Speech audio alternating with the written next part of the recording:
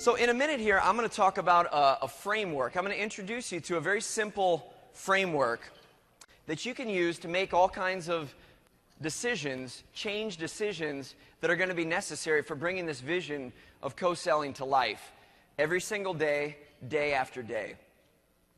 But before we get into that, I want to spend a few minutes talking about mindset. And the reason why is pretty simple.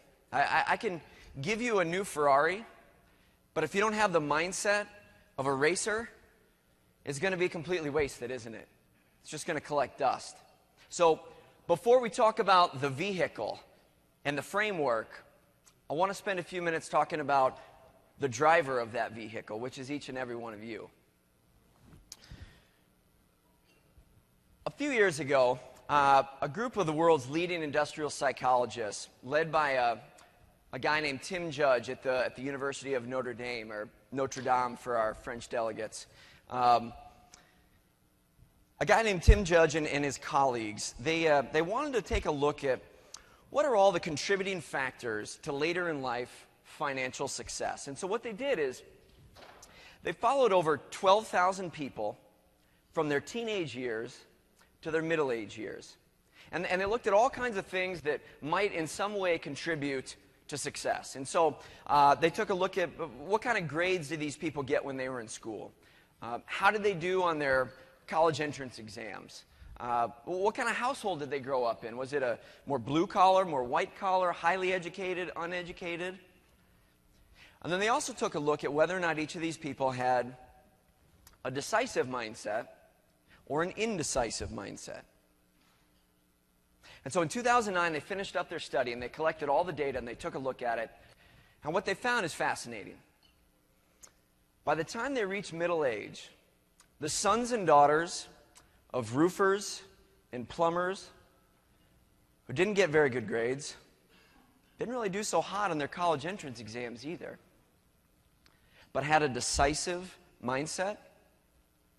By the time they reached middle age, they were making an average income that was 30 to 60% higher than the privileged children of doctors and lawyers who got straight A's, aced their college entrance exams, but had an indecisive mindset. And you can guess the group that did better than any of them. And that was the kids that grew up with all the privileges, with the silver spoon in their mouth, got straight A's, aced their college entrance exams, and had a decisive mindset. By the time they reached middle age, they were making an average income that was 150% higher than all the other groups. And the reason why these people make more money and achieve success, at least in the financial way, is because, well, they're a lot better at sales. Might want to file that one away. They deliver a lot better customer service.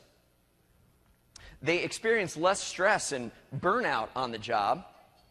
They like their jobs a whole heck of a lot more. And it's the last thing that I think is the real kicker. And that is that they persevere more when job hunting. Now, why is that? Well, at the core of this decisive mindset is a very simple yet highly powerful belief that through the power of their decisions, they can shape the events in their life more than events shape them. They believe that through the power of their decisions and nothing else, they can shape the events in their life more than events shape them. And so this enables them to embrace change in a way that most other people can't.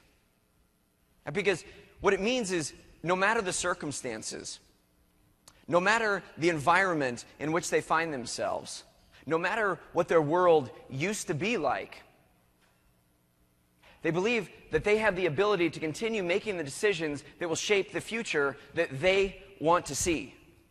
That's it. That's the only separating factor. And I think it's critical here today because I think yesterday you spent the day discovering and discussing what a tremendous opportunity is before you to expand your sales reach by really owning this idea of co-selling and leveraging your partners in a way that maybe you haven't in the past. And I think you've probably seen firsthand the changes in your marketplace over the last few months or years that have sort of led you to this place. And I think there's some part of you that you really do believe that co-selling really is the way to the promised land of milk and honey.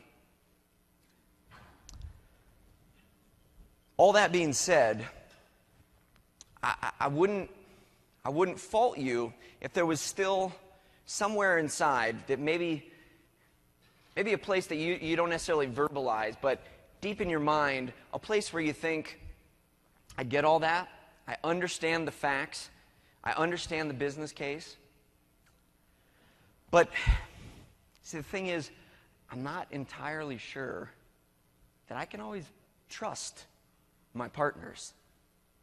And yeah, but the incentive system at Microsoft, God love the company, it's not exactly as perfect as it could be to support co-selling. And as hard as we've tried to change it, we still have a little bit of a culture that tends to celebrate the lone hero more than the transformative team. And yeah, but fill in the blank. And I don't want to minimize any of these concerns because they're valid, and I know from talking to the leadership of this group over the last few weeks that each of these concerns is being addressed, and many of them are well in the process of being changed. But they're real, and I don't want to understate them or minimize them.